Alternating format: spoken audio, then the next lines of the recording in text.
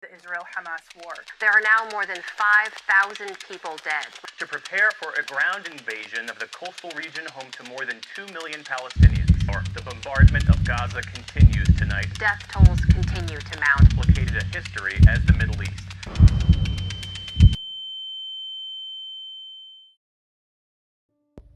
Okay, so ready when you are.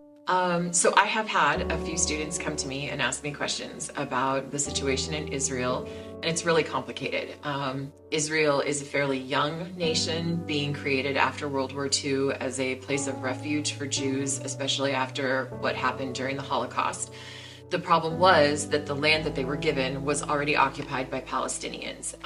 Palestinians have a tendency to be majority Muslim, and then of course Israel is populated with a very large percentage of Jewish people.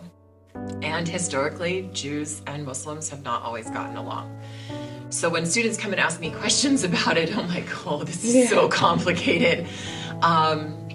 But the situation right now is really horrible. A terrorist organization living in the Gaza Strip attacked a group of Jewish people at a music festival. In retaliation for that, Israel has attacked the Gaza Strip. The problem is that they're fighting a terrorist organization, but many innocent civilians are being killed in the process. And then Hamas is retaliating by killing more Israeli citizens, and a lot of very innocent people are dying as a result of this attack by this terrorist organization.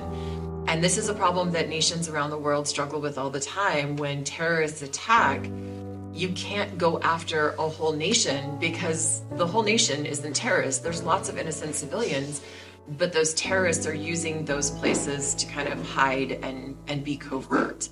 So yeah, we've had some conversations. It's hard. It's not something that, like, I didn't have a degree in political history, and I only know what I know because I teach world religions, and I've had to educate myself on it. But it's a really difficult situation, and it's hard to have those conversations with students because they're truly curious. They want to know what's happening and why it's happening. And it's so complicated. I don't know that I have all the answers, and even trying to do research on it myself, there's so many mixed messages out there. Social media is screwing this up royally because there is so much misinformation.